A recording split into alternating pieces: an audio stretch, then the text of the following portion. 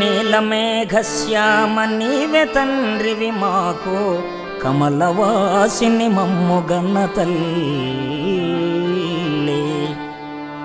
నీ భక్తవరులంత నిజమైన బాంధవుల్, నీ కటాక్షము మాకనేక ధనము, నీ కీర్తనలు మాకు లోక ప్రపంచంబు, నీ సహాయము మాకు నిత్య సుఖము.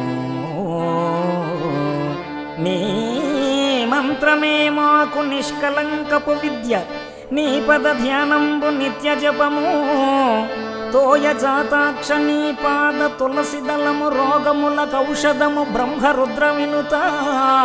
భూషణ వికాస శ్రీధర్మపుర నివాస, దుష్ట సంహార నరసింహ దురిత దూర.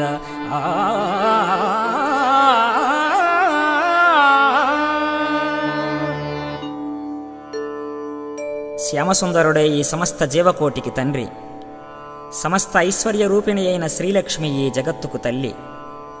పరమాత్మ భక్తులే నిజమైన బాంధవులు, పరమాత్మ కీర్తనలే లోకంగా జీవిస్తాడు నిజభక్తుడు. హే పరమేశ్వర, నీ మంత్రమే మాయా అంటని మహావిద్య, పరమేశ్వర కటాక్షమే పరమధనము, అతని ప్రేమ సహాయమే సర్వదా సుఖప్రదము, అతని పదధ్యానమే నిత్య జపము నిరంతర మోక్షము, అతని చింతనే సమస్త చింతలు బాపే చింతామణి.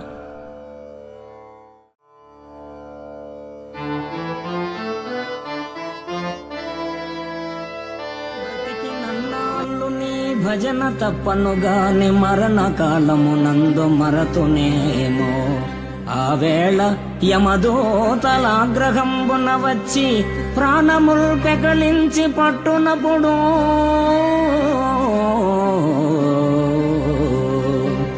కఫవాత పైత్యముల్ కప్పగా భ్రమచేత కంపముద్భవమంది కష్టపడుచు. నా జిహ్వతో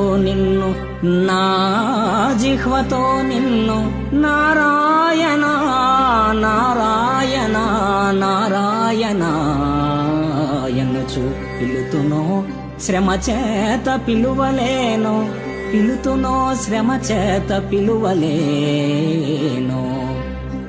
నాటికిప్పుడే చేతు నామ భజన, తలచెదను చేరి వినవయ్య దయను జోపి.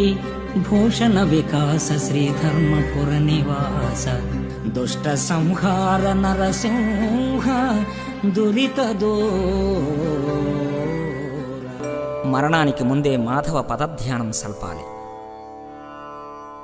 మాధవ ప్రసాదితమైన విశ్వానుబంధ జీవితాన్ని రసపూర్ణం చేసుకోవాలి. పరమాత్మను విభజించకుండా భజించి జీవుడు భవభంజనుడు కావాలి, రసరంజనుడై తేజరిల్లాలి.